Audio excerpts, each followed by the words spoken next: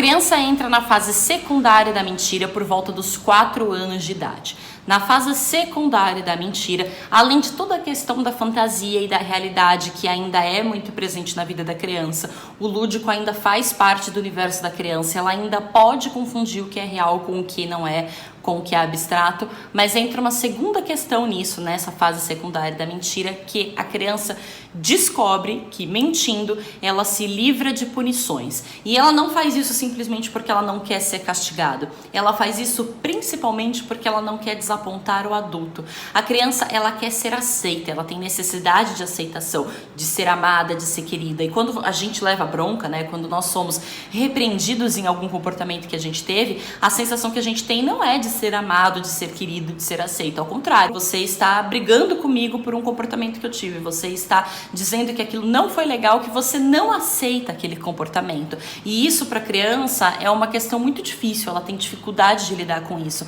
porque a criança tem necessidade de aceitação. Então, quando a criança descobre, por volta de uns 4 anos, que quando ela faz coisas erradas, ela é punida com aquilo, ela começa a usar da mentira para evitar a punição, para evitar desapontar o adulto, porque ela tem essa necessidade de aceitação. Então, se ela mente e você não descobre a mentira, você automaticamente não vai brigar com ela. Se você não briga com ela, ela não precisa viver aquela sensação de estar sendo rejeitada, de não estar sendo aceita, de não ser amada, que a punição traz para a criança. Então, ela faz isso para evitar o castigo, para evitar desapontar o adulto. A gente está falando aqui também de adulto referência. Eu já fiz um vídeo exclusivamente sobre isso. E quanto mais referência você for para a criança em questão, maior a necessidade dela, maior a vontade dela de não desapontar você. Então, a criança pode recorrer para a mentira para ela simplesmente não desapontar você. Um lado bom que tem disso é que é o seguinte: se você for o adulto referência dessa criança, você tem conexão com a criança.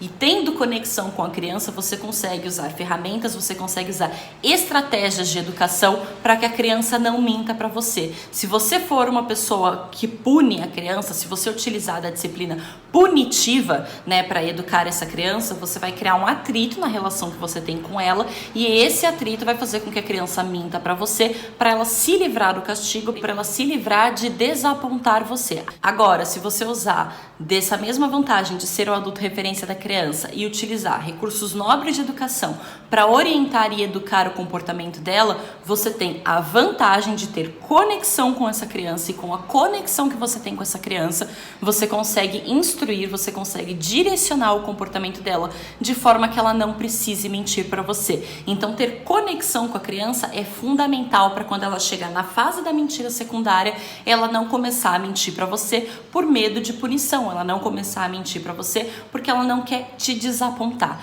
Então, isso acontece por volta de uns 4 anos, quando a criança descobre, né, quando a criança começa a descobrir que ela é castigada, que ela leva bronca, que ela apanha, esse tipo de coisa, e aí a mentira começa a se tornar uma fuga, um refúgio para que ela não viva esse tipo de punição, que para a criança é muito duro, significa para ela que ela não está sendo aceita, significa para ela uma espécie de rejeição. A criança quer fugir da dor, e para fugir da dor, da rejeição, de não ser aceita, ela recorre à mentira.